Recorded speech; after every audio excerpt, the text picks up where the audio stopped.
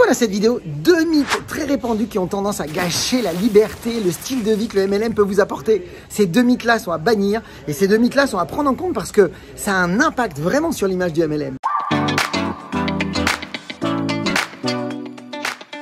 Bonjour à toutes et à tous, donc je suis Christophe Tamry, propulseur de leader et fondateur du programme Réussite MLM, qui sont nos programmes de coaching et de formation en marketing de réseau et en développement personnel combiné pour vous aider à révéler le leader qui est en vous. Sachez que si vous l'avez plus là, vous avez un lien qui vient d'apparaître ou qui va apparaître, qui vous donne la possibilité d'accéder à une webconférence 100% gratuite sur les 4 étapes pour devenir un networker pro reconnu et en vivre à 100%. Mais encore une fois, vous êtes libre d'y accéder. Donc oui, il y a des mythes dans le MLM qui ont tendance à gâcher la vie des marketeurs de réseau. Et vous allez voir que certains mythes ont tendance à limiter tout simplement la dynamique dans laquelle vos partenaires pourraient être ou auraient pu être, malheureusement, parce que peut-être que vous en avez gâché sans vous en rendre compte, juste parce que vous avez colporté une information négative par rapport à 2 points qu'on va voir maintenant. Et ces 2 points qu'on va aborder aujourd'hui, eh bien, sont vraiment essentiels parce que on ne peut pas bâtir un réseau sans l'un ou sans l'autre. Les deux sont essentiel. Alors quels sont ces 2 mythes, mes amis? Le premier mythe, c'est le mythe de croire que l'on peut atteindre le succès en marketing de réseau juste avec la vente au détail. Si on vous a fait croire ça, sachez que c'est très compliqué de bâtir un réseau en ne faisant que de la vente au détail. Pourquoi? Parce que ça ne dépend que de vous. Votre business, c'est un job pour vous. Ce n'est pas une entreprise.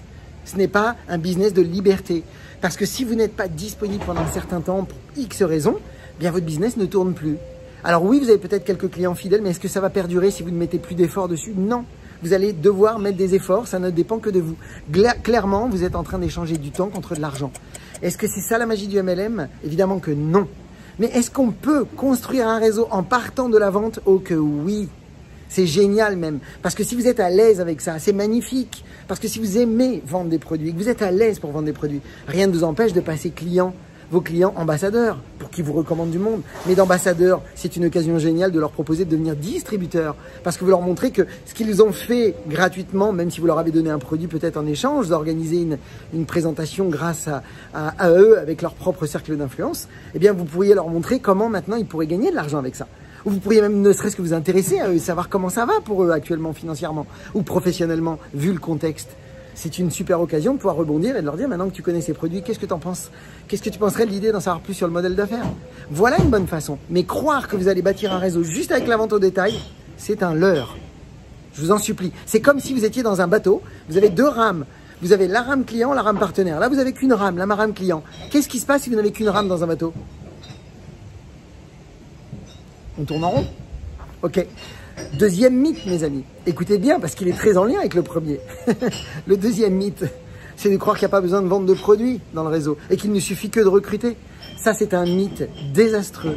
C'est vraiment un des pires, je pense, parce que beaucoup de marketeurs le disent souvent parce que eux se sentent pas à l'aise avec certaines choses, comme par exemple, ils n'ont pas envie d'avoir l'impression de ressembler à un commercial qui vend des produits de bien-être, par exemple, ou ils n'ont pas envie non plus de colporter une information ou alors ils disent ça à des gens et ils perdent des gens qui justement se sentent dans l'impression de se dire ah non ton business ça m'intéresse pas parce qu'ils ont l'impression les gens que on va colporter et faire du porte-à-porte.